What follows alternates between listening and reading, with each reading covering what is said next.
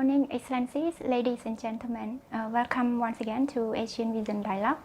With me, Sreynou, the host of today's program. Today, I am very pleased and honored to be joined by Dr. CHHEANG Vannour, President of the Asian Vision Institute, AVI, as our guest speaker. And we will be discussing the topic regarding the ASEAN and Myanmar with regard to whether is Myanmar dividing ASEAN.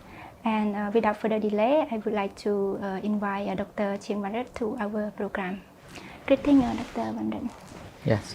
Yeah, thank you very much, Doctor, for taking your valuable time joining us today to discuss another interesting topic, which is the current issue that Thailand has just focused on the dealing with the situation in Myanmar.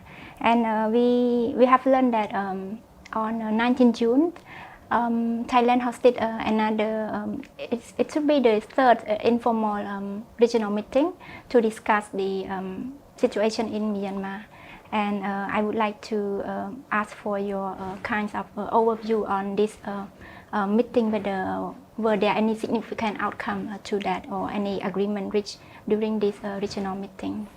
Well, it is just an informal meeting, mainly to exchange views and in a frank and open way, promote mutual understanding, and try to engage the ruling elites, the military junta, military leaders in Myanmar, because Thai Foreign Minister and Thai government may have thought that without having high representative of Myanmar at the table, perhaps it's not effective in terms of communication with the ruling elites or the military leaders in Myanmar. So there's no agreement or anything, but it's just a exchange of view, informal meeting.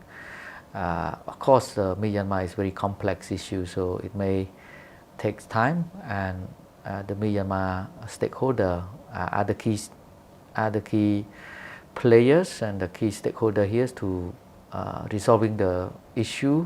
So as what ASEAN can do is just to provide a platform, conducive environment for dialogue.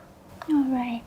Thank you, Doctor. With regard to another question, we have known that according to some sources, they said that the Foreign Minister of Singapore, Malay, Philippines, Brunei, Indonesia, Vietnam, and Cambodia, some did not attend or even like just send their junior representation. Only like Laos that send their top diplomat, and like Myanmar and Thailand. So within this kind of context, how do you access the ASEAN unity? Whether is there any like noticeable divide in ASEAN committee? Well, ASEAN from the start have different views with regard to Myanmar. So maritime Southeast Asian countries tend to have more tougher, stronger position on Myanmar, especially to put more diplomatic pressure on Myanmar. While mainland Southeast Asia, including Thailand, Cambodia, Laos, Vietnam, have taken a quite flexible approach toward Myanmar.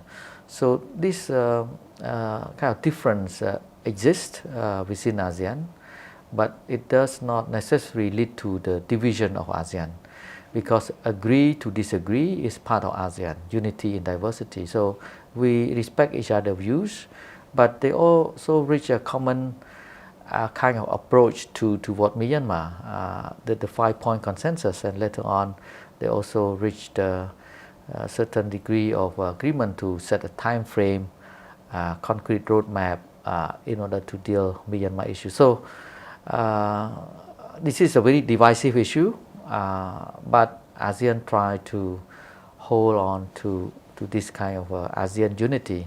But it's not easy. It's not easy, obviously, because of different views. But ASEAN try to build consensus through this frank and open communication and interactions. All right. Doctor, with regard to ASEAN, we talk about non-interference. So when it's come to political crisis in Myanmar, do you think how ASEAN should balance their commitment to non-interference with the need to restore the democracy in Myanmar? In practice, since the establishment of ASEAN, non-interference principle have been violated from time to time. It depends on situation and circumstances. So ASEAN has not strictly adhered to non-interference. So it depends on how they define the issue. It is a national issue or regional, international issues. And it seems that Myanmar issue is the regional and international issue because of the impacts on human security, economic security, and also traditional security of the region. So it's similar to the Cambodian issue back in the 1980s and early 1990s, that ASEAN also play a critical role in providing platform for dialogue and solution to the Cambodia issue before the Paris Peace Agreement in 1991. So in the past, ASEAN used to exercise this kind of flexible, pragmatic engagements. So now Myanmar. So actually, it's nothing new with regards to the ASEAN engagement in Myanmar, and non-interference principle in terms of practice have been quite flexible in terms of practice. So it depends on our common understanding of the issue itself and the implication and consequences of the issue.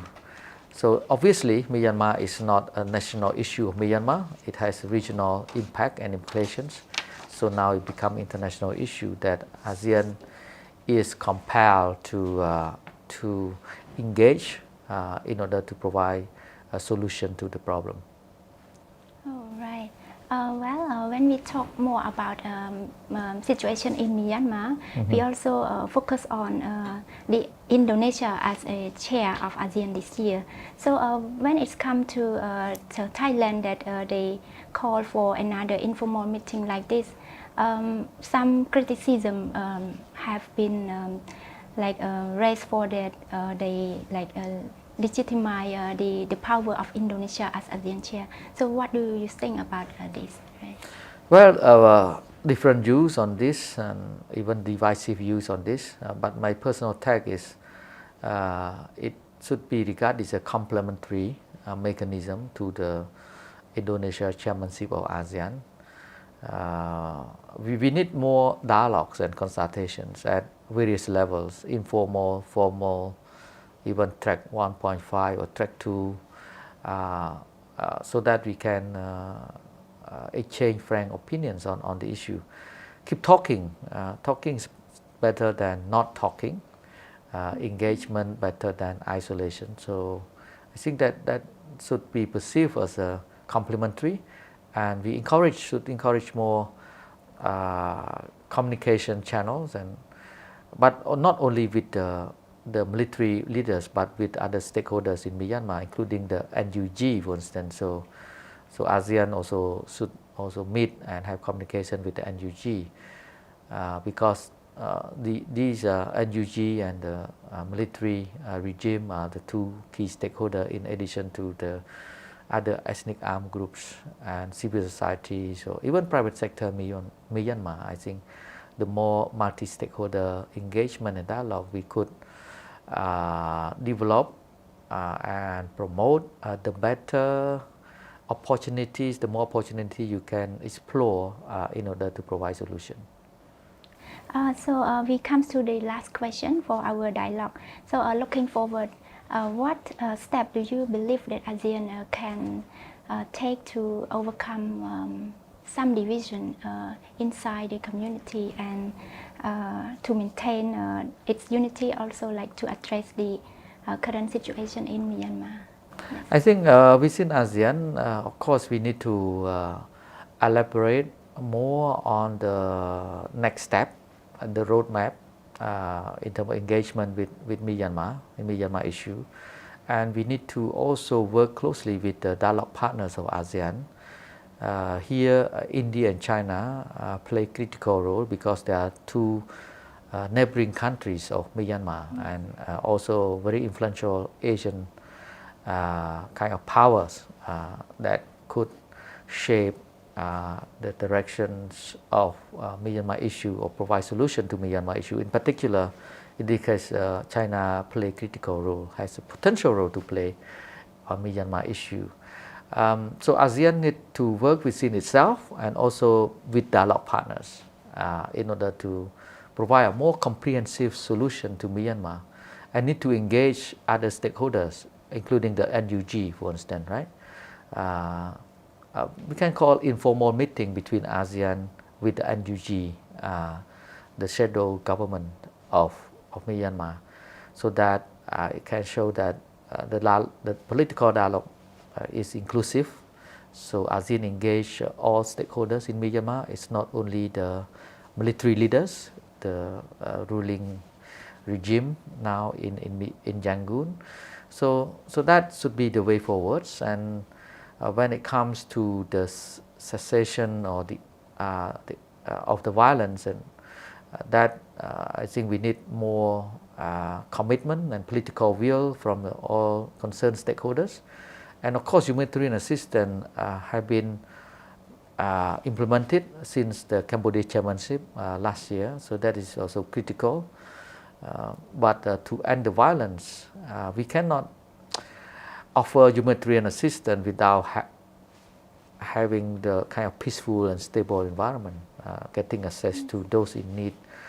And of course, to ensure that the next elections in Myanmar is free and fair, is inclusive, which means that the opposition party and all different political parties are included in the elections. But there are some skepticism with regards to free and fair elections in Myanmar. So wait and see, because to provide any political solution, you need to be inclusive by including the opposition party and different political party in the process. All right. Yes. So thank you, Doctor, for all the comprehensive answer. I think we have come to an end of our discussion. Thank you, Dr. Vannarith, once again for your kind contribution to the dialogue. I look forward to having you again in the next future. Thank you. Ladies and gentlemen, we have come to an end of our dialogue. Thank you for tuning in, and I see you next time.